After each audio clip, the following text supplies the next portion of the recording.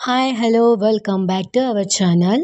అందరెలా ఉన్నారో నా కామెంట్ బాక్స్‌లో కామెంట్ చేసేసేయండి. ఈరోజొచ్చేసి ఎంతో హెల్తీ అయినటువంటి అండ్ స్వీట్ రెసిపీ చాలా మైల్డ్‌గా ఉంటుందండి. అది ఎలాగో చూద్దాము. ఇక్కడ నేను ఒక హాఫ్ కప్పు బీట్రూట్ తురుము తీసుకొని, ఒక నాన్ స్టిక్ పాన్ ఉంటుంది కదండీ! అందులో 1 స్పూన్ ఘీ వేసుకొని బీట్రూట్ తురుముని మంచిగా వేయించుకున్నాను. పచ్చివాసన పోయేంత వరకు కూడా. ఇప్పుడు ఆ బీట్రూట్ తురుముని పక్కకి వేయించుకున్న తర్వాత పక్కకి తీసుకొని, అందులోనే 1 స్పూను ఘీ వేసుకొని, 1 కప్పు బీట్రూట్ తురుము తీసుకున్నాం కదండీ! 1 కప్పు సూజీ రవ్వ తీసుకొని మంచిగా స్మెల్ వచ్చేంత వరకు గూడా మంచిగా వేయించుకోవాలి. మన జీడిపప్పు వేయించిన స్మెల్ వస్తుంది కదండీ! ఆ స్మెల్ వచ్చేంత వరకు గూడా వేయించుకొని, లో ఫ్లేమ్‌లోనే వేయించుకోవాలండి. లేకపోతే మాడిపోతుంది. అలాగే మనం వేయించుకున్న బీట్రూట్ తురుము కూడా ఇందులోనే వేసి, మంచిగా నేను ఇక్కడ చూపిస్తున్నట్లు మిక్స్ చేసుకోవాలి బాగా. ఇక్కడ మనం 1 ½ కప్పు బీట్రూట్ తురుము అండ్ సూజీ తీసుకున్నాం కదండీ! దానికి కొలత మీద నేను 2 కప్స్ మిల్క్ తీసుకుంటున్నాను. మీరు కావాలనుకుంటే 1 కప్పు మిల్క్ తీసుకోవచ్చు. 1 కప్పు వాటర్ కూడా తీసుకోవచ్చు. లేదా 2 కప్స్ మిల్క్ తీసుకోవచ్చు. మీ ఇష్టమండి. మీకెలా ఇష్టమైతే అలా తీసుకోండి. ఇలా అంతా గూడా వేసుకున్న తర్వాత మంచిగా మిక్స్ చేసుకోవాలి. ఇక్కడ నేను 1/4 కప్పు బెల్లం వేసుకుంటున్నాను. మీరు కావాలనుకుంటే హాఫ్ కప్ కూడా వేసుకోవచ్చు. 1/4 కప్ అయితే కరెక్ట్‌గా సరిపోతుంది. స్వీట్ కొంచెం మైల్డ్‌గా తినేటి వాళ్ళకు అండ్ ఎక్కువ తినాలనుకునే వాళ్ళు హాఫ్ కప్ గూడా వేసుకోవచ్చు. మొత్తం అంతా బెల్లం కూడా కరిగేంత వరకు గూడా మిక్స్ చేసుకొని, అందులోనే ఇలాచీ పౌడర్, కొంచెం సాల్ట్ కూడా వేసుకోవాలి.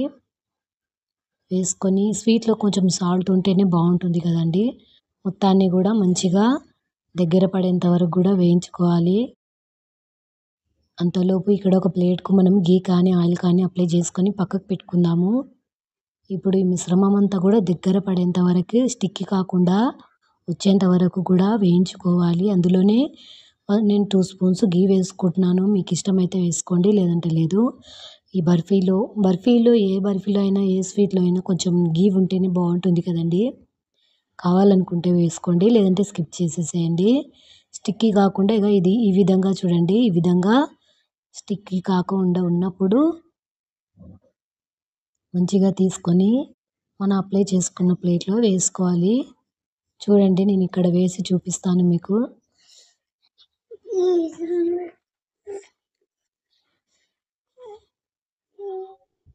మనం ఘీ అప్లై చేసుకున్న ప్లేట్ పైన వేసుకుందాము. ఈ విధంగా అంతా వేసుకున్న తర్వాత సమానంగా సర్దుకోవాలండి. మీరు కావాలనుకుంటే వేయించుకునేటప్పుడే జీడిపప్పులు కూడా డ్రై ఫ్రూట్స్ కూడా వేసుకోవచ్చు. నేను ఇక్కడ పైన వేసుకుంటున్నానండి డెకరేటింగ్‌గా.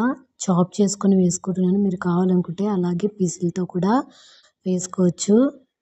ఇక్కడ బాదం పప్పు అండ్ కాజు రెండిటిని కూడా చాప్ చేసుకొని వేసుకుంటున్నాను.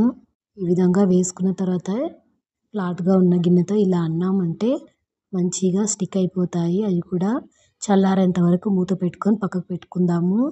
ఇప్పుడు చూడండి, మీకు చల్లారిన తర్వాత చూపిస్తున్నాను నేను ఇక్కడ. ఈ విధంగా పీసులుగా కట్ చేసుకున్నామంటే ఈజీగానే వచ్చేస్తాయి. చాలా టేస్టీగా ఉంటుందండి. ఒకసారి ట్రై చేయండి మీరు కూడా. చాలా అంటే చాలా టేస్టీగా కుదురుతుంది. పీసులు కూడా చూడండి చాలా బాగొచ్చాయి. ఇంకెందుకండి ఆలస్యం, మీరు కూడా ట్రై చేసి ప్లీజ్ కామెంట్ చేయండి. నా వీడియోస్ కనుక మీకు నచ్చినట్లయితే లైక్ చేసి, షేర్ చేసి, సబ్స్క్రైబ్ చేసుకోండి.